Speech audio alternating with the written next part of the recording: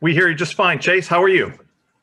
Good. I couldn't hear you guys. I got Good. it now. Yeah, I was kind of getting people in the room here and trying to get situated. So Chase Briscoe, driver of the number 14 Ford Performance Racing School Ford Mustang, joining us on the call. If you've got a question for Chase, by all means, raise your hand, and we'll get to as many as we can. And Chase, I guess I'll kick it off. You've had a couple tire tests there at Nashville. Just your thoughts on kind of how those went and how you feel things are set up for this weekend. Yeah, I feel like I at least have an understanding of kind of what the racetrack is and kind of things I need to do to make to make speed. So I'm excited to get there this week. This is going to be one of the few tracks I guess I have a little bit of experience compared to a lot of the field. So just trying to take advantage of that. Looking forward to going to a new place. It's always cool to go to a new racetrack and see a lot of fans. I think it's sold out this weekend, so it's going to be really cool too. So just looking forward to the weekend and getting to Nashville. All right, very good. Let's get us started with some questions. We'll start with Bob. Go ahead, Bob. Yeah, Chase, I'm curious, what were your impressions of the track? I assume you had never raced there before. And, what did you know about the track before you got there? I didn't know much. It was hard for me to even find video on the place from Busch races in the past. So I was kind of going there with an open mind. I knew that they'd done a lot of testing there in the past with the Cup cars and things like that. But I was surprised, honestly, how much brake we were using and just how much speed we carried. It kind of caught me off guard. I think passing is going to be a little challenging, but I think, the good cars are going to definitely rise to the front at a place like this just because handling is going to be quite a bit of an issue, I think. So, yeah, I think I'm very curious to see kind of what the resin's going to do versus having PJ1 there, kind of where they placed it. So, and then I'm also just curious to see, when I was there was only 3 cars total, and it was pretty cool out. So curious just what more cars will do to the racetrack and in the heat as well. And from the video that you were able to watch, is it even comparable since it is from so long ago? Yeah, the racetrack was the same. The infield and things like that, I'm sure were different, but from a racetrack standpoint, it looked the same as it did on videos, and kind of how it raced was similar to how it was in single car stuff. So I think it was pretty similar. Obviously I don't know because I didn't run it back then, but from what I saw to what I experienced, I felt like it was relatively the same racetrack for sure. Thank you. Yeah, thanks, Bob. All right, let's go to Lee Spencer. Go ahead, Lee. Super. Thanks for joining us, Chase. Yeah, no Eric problem. Almirola was on Sirius this morning. He said that Stewart-Haas Racing had their competition meeting today, and I'm just wondering if, after sitting in that, if you were there, do you feel that you guys are anywhere closer to figuring out what you're missing? Yeah, that was the longest competition meeting I've been a part of. I actually stepped out towards the end of it early, and we'd been going for over 2 hours. So it was definitely a long meeting. I felt like we covered a lot of different topics and items and just trying to figure out, kind of where we're at. And, I think for us, we're all just 4 in different places, obviously. I'm the rookie trying to figure it out.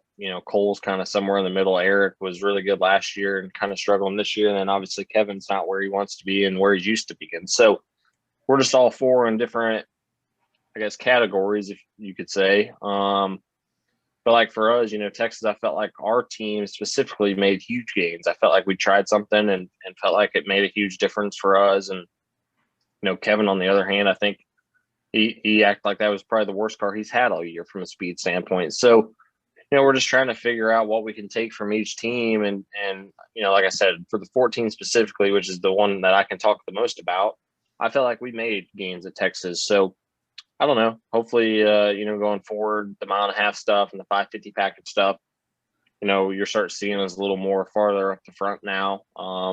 But it's hard to say. Time will tell. Every racetrack's different. Texas was obviously different just from even a horsepower standpoint. So I don't know. I obviously there's no lack of effort. We wouldn't be having 2-hour meetings and things like that if we weren't trying to make it better. And I'm positive that we're going to get it better. It's just a matter of time. And especially right now, it's a tough predicament because how much time and effort do you want to put into the current car when, next year it's kind of irrelevant. So I don't know. It's a spot that I would not envy to be the guys making the decisions, but I know that we're trying to everything we can to make this stuff better this year, and it's just going to take time to figure it out, especially when you don't have practice like we don't right now. Is Smoke in the meetings? Yeah, he was. He's not there in person, but he calls in. He was sitting there the whole 2 hours I was there today. I know towards the end of it, probably an hour and 45 minutes in, he hadn't said anything, and they were like, "Smokey's still there," and he chimed in right away. So yeah, he's involved as well, trying to figure out. He had some good things input wise that we weren't really talking about during the meeting that I felt like needed to be addressed, and he kind of steered us that direction. So hopefully, like I said, we can get it turned around, and I feel like we made gains, and we just haven't made significant gains from where we started to where we are now. It's been really small baby steps kind of along the way. And, it's those big gains that you really notice in results wise. So hopefully we can get it turned around. And finally, you're 2 years younger than Larson, but I mean, you've raced against him on dirt and pavement. Can you just kind of, for people who haven't seen the kind of magic he's been capable of dirt when he's been in really good equipment, and he's the first one to say, "Hey, I'm driving the best," whether it's sprint cars, midgets, whether it's late models, whether now it's Hendrick, right? He's in the best equipment. So you got one of the most talented guys in American motorsports in the best equipment. I mean, doesn't take a brain surgeon to figure out that, but really what makes him unique, having raced against him in both disciplines? Yeah, like he said, and like you said, when you're in really good equipment, it definitely makes a big difference. Kevin always says it all the time. You can't drive a slow car fast, and that's the truth. So it definitely helps being in the best stuff. But Kyle's extremely good. Especially on the sprint car side. I haven't got a race against him hardly at all in a wing sprint car, but just I was able to run against him in non-wing sprint cars and still midget stuff. And he's just really good. Obviously anything he gets in, he's really good. And he's one of those talents that it doesn't matter what you put him in, especially if you put him in really good equipment, he's going to run up front. He adapts really quickly, and, he gets to race a lot. And I feel like that's one thing that is a huge benefit to him. Just looking at myself, for example, he gets to run 50, 60 sprint car races a year. So, he's still running almost 100 races total this year, where I'll only run, the 38 cup races or whatever it is, and 2 or 3 dirt races. So for example, when I go dirt racing, I feel like I had a huge deficit just when I show up, because I don't have near the experience, don't have near the laps. And that's a huge thing, just having that seat time. And I think, even going to run a sprint car and midget and dirt late model races, anytime you're racing, you're getting better and you're learning. And I think that's huge, especially now that we don't have practice.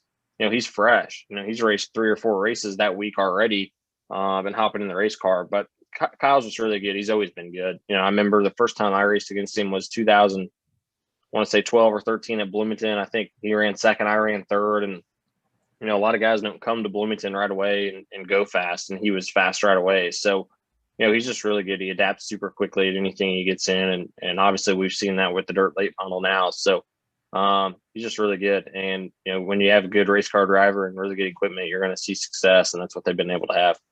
Appreciate your time today. Good luck this weekend. Yeah. Thank you, Lee. Thank you, Lee. Let's go to Kelly Crandall. Go ahead, Kelly. Thank you. Hey, Chase, Hey, how are you? Good. How are you? You Good. brought up next gen there, and I'm curious how you want to know and try to learn about that race car before you get in it for next year. What kind of homework will you do, and how much do you anticipate really trying to dig into knowing that race car? Yeah, I think for me, the biggest thing, truthfully, is just the safety side, and trying to figure out kind of where it's at from that standpoint, because, we've been able to see some things, and, just talking to William and guys that have crashed it sounds like when you crash it, it's bad, from just the driver taking the impact. So I think, first and foremost, we want to make sure we're all safe. All 40 of us are, competitors, but we all care about each other. So, for me, that's the first thing, is just trying to understand where that's kind of at. And then outside of that, I'm kind of wide open just in general, with the race cars. I'm not one of the guys that is going to sit there and tell you how to set the car up, or if you put this setup in, it's not going to work. I'm pretty open-minded. And, I think part of that is just because I don't understand the engineering side as much as other guys do. And I think, at times that's a pro, but at also times it can be a con. So, for me, I just want to try to figure out specifically just that feel that we need to look for, that feel that we have with independent suspension and all these things, and the smaller sidewall. Just try to talk to guys that have ran these cars before and kind of what makes them successful. Whether it's V8 supercar guys or whatever, even IMSA guys, it's kind of the similar style car. So just trying to figure out that feel you kind of look for, specifically on the road course, because that's what they do. The ovals, I think it's kind of an open book. Nobody knows what that feel is yet or what to look for. So I think that's just the biggest thing, is the safety side, and then just that feel that you need in the race car to go fast. Thank you. Yeah, thanks. Thank you, Kelly. Let's go to Chris Harris. Go ahead, Chris. Hey, Chase, thanks for doing this. Yeah, no problem. Thanks for having me. Calling in from Nashville, actually, where we'll be in a couple of days. I was just wondering, as a driver in a sport that kind of means so much to the region and the area, and not having had a Cup Series race here in 37 years, what does that all mean to you? Yeah, it's special. For me, my rookie season, every track I go to in the Cup Series is special, but to be a part of kind of the first one back is going to be cool. There's only a first race at a racetrack, or a first time back 30 something years one time. And then the second time, it's not that it's not special, but it's not as special as the first time. So to be able to experience that as a rookie is going to be super cool. Like you said, there's a lot of great racing history and heritage in the Nashville area. I remember running ARCA in Nashville at the fairgrounds, and just how many people come out and how special it is to get a run, in that area. So I'm excited. It's one of the relatively closer racetracks to my hometown. So I know I've got a lot of people from Southern Indiana driving down to watch this race, and it's just going to be special to be a part of the first event back. And like you said, I think 37 years. So looking forward to, a sold out crowd, a huge crowd. That's going to be something that, on the Cup side, a lot of the Cup guys are used to, is racing in front of sold out crowds, but that's something I haven't really got to experience just with COVID and everything else. So I'm excited to experience that this weekend for sure. Yeah, and as a follow, I was going to ask you what you anticipate from the crowd. You said you have family and friends driving in from Indiana. I would imagine that it will not only be people from Middle Tennessee, but also from adjoining states who just kind of want to be a part of history, I guess. Yeah, for sure. And, it's obviously no secret that Nashville is a great town to come and experience. And, it's a nice little mini vacation in a sense for a lot of people. They get to go to Nashville, go downtown, go do whatever you want to do, whether it's go listen to country music or go to the bars or whatever that might be. Then you get to go to a race on Sunday and drive home. So it's really the perfect, area I feel like to go have a race, same with the banquet. It's a great spot, I feel like, for NASCAR to have the banquet. So yeah, I'm excited to get there. Nashville is a city I haven't been to a ton, but I've always really enjoyed it. So I'm looking forward to getting there on Friday and going and seeing all the sites. And this will be one of the few races, for example, my wife's going to be able to go with me too. So I'm excited to go out to dinner and do all those things with her as well. And then, lastly, in your opinion, I guess, what are some of the advantages or disadvantages of a concrete only track, and trying to figure that out? I'm just a dirt guy. So to me, I don't know. It don't matter. I think concrete, pavement, whatever the surface is, to me, it's all the same if it's not dirt. So I don't necessarily get too tied up into, the differences. For me, they all drive relatively the same. They look different, and how the rubber gets picked up under caution and things like that's different. But from a feel standpoint, I don't notice a difference from a concrete track to, an asphalt track or whatever. So for me, it's all the same. Like I said, it looks different, but I'm probably not the best guy to ask that, just because I've never really been able to tell a huge difference in grip level or how it drives. To me, it's all relatively the same. So, I think just for me, I'm just curious to see how the track is different from when I was there tire testing, when, like I said, when there's only 3 cars total, to now when there's going to be 3 series of 40 something cars each, and just the temperature and things like that. Great. Thank you very much, sir. Yeah, thank you. Thanks, Chris. Look forward to coming there this weekend. Let's go to Anton. Go ahead, Anton. Thanks, Dan. Good afternoon, Chase. So what have you learned about Nashville Superspeedway during that tire test that you are going to apply this weekend? I think just having kind of an understanding of what my car needs. It's obviously a limited practice at 50 minutes. I already know kind of my limit as far as how far I can drive in the corner and just things like that. And, I've already done 30, 40 lap runs, short runs, so I know kind of where the car builds and what direction it's going to go. Obviously that could be different, like I was just saying, with the different amount of cars and the temperature and things like that. But at least I feel like know kind of what I need my car to feel like to go and have some speed. We were able to try some things at the tire test, and some changes didn't work as good as others from just the speed standpoint. So just knowing those, other guys, it's probably going to take them, a run or two to kind of get adjusted and learn the racetrack, where I feel like right off the truck, I'm going to at least know where I need to be. So I think just having that advantage will be good, especially on a short practice weekend. Thank you. Wishing you all the best for this weekend. Yeah, thank you. Let's go on to Daniel McFadden. Go ahead, Daniel. Thanks. Hey, Chase. So it's been a few months since the tire tests. So since then, how frequently have you and your crew chief and your team and your engineers been like getting together to go over the data from that test just to get ready for the setup you're going to have when you roll out for that practice session? Yeah, to be honest with you, I'm probably not the guy to ask once again. They're definitely talking more about that stuff, weeks leading up.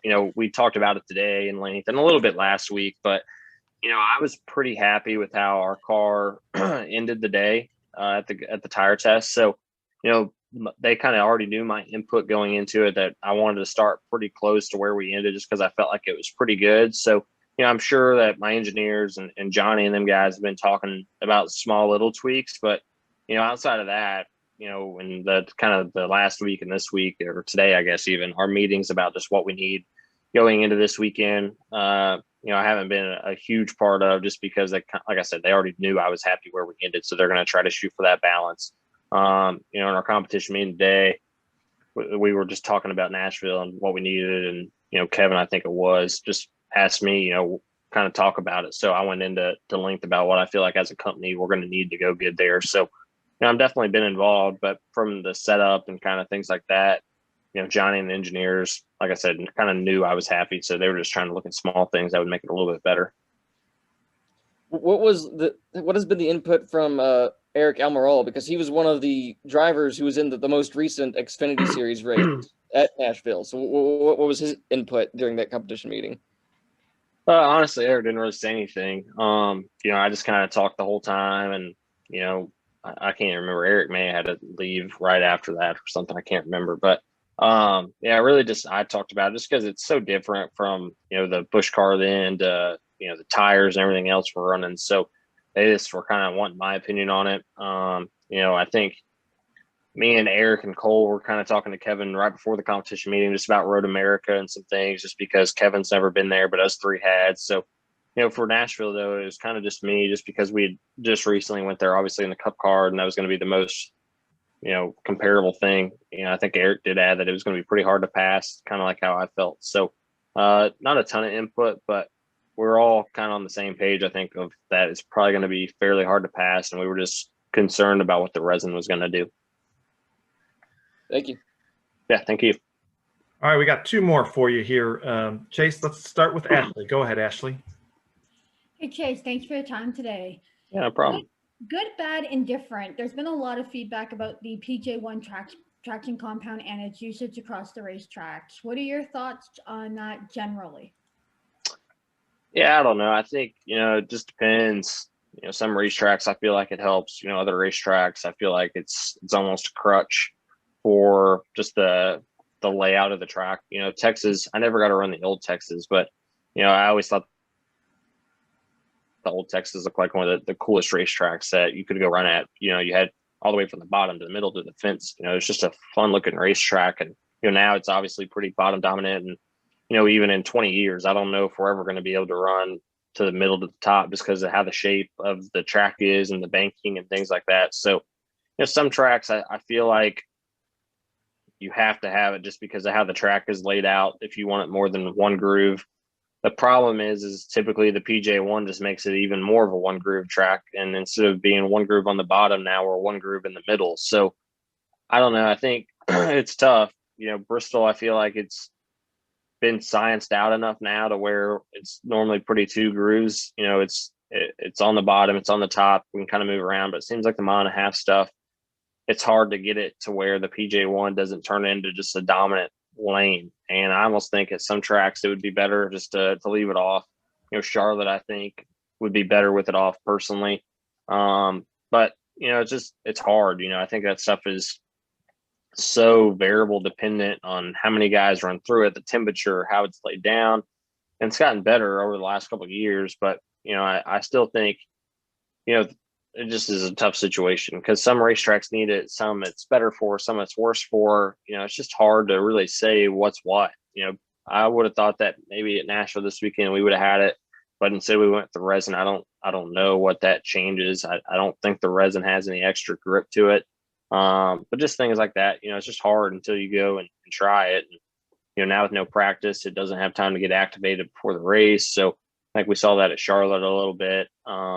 With the truck guys going out and practice at the beginning, they wrecked a couple of them. So it's just hard to go out, especially with the no practice now, to show up to some of these tracks and just go right away and it'd be okay.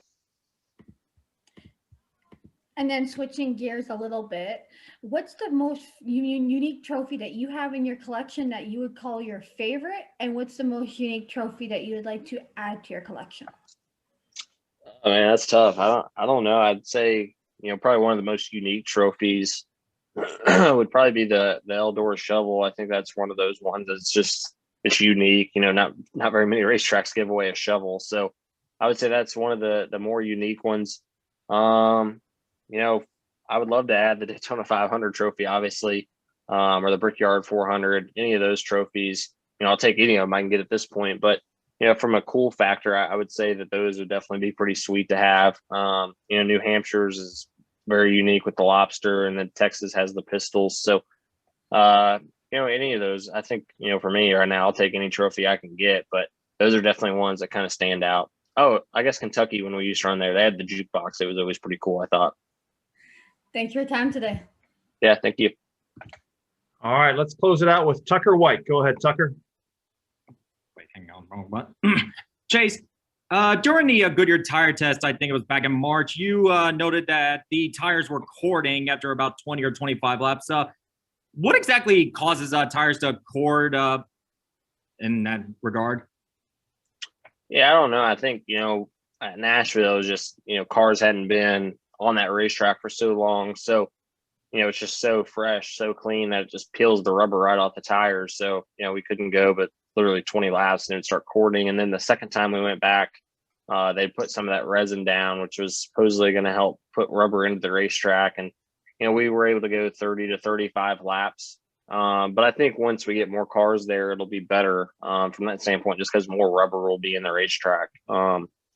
Yeah, I don't know. I don't know how to answer why they cord. I'm not necessarily a Goodyear engineer, but I think a lot of it just goes down to, it seems like racetracks that you go to that are fairly clean, it just, the rubber gets taken off the tire and put into the racetrack. So, the more you go, the more rubber is coming off the tire, and then it eventually cords. So I'm glad that we at least have the warning of a cord instead of just blowing a tire right away. It's nice for a driver to kind of have that warning and be able to save the car and save your body in that sense. But yeah, I'm not sure why they necessarily cord. I don't know if it has something to do with setup or the track or what, but we definitely had an issue the first time we went to Nashville and felt like we made it quite a bit better the second time. All right. Thank you. Yeah, thank you.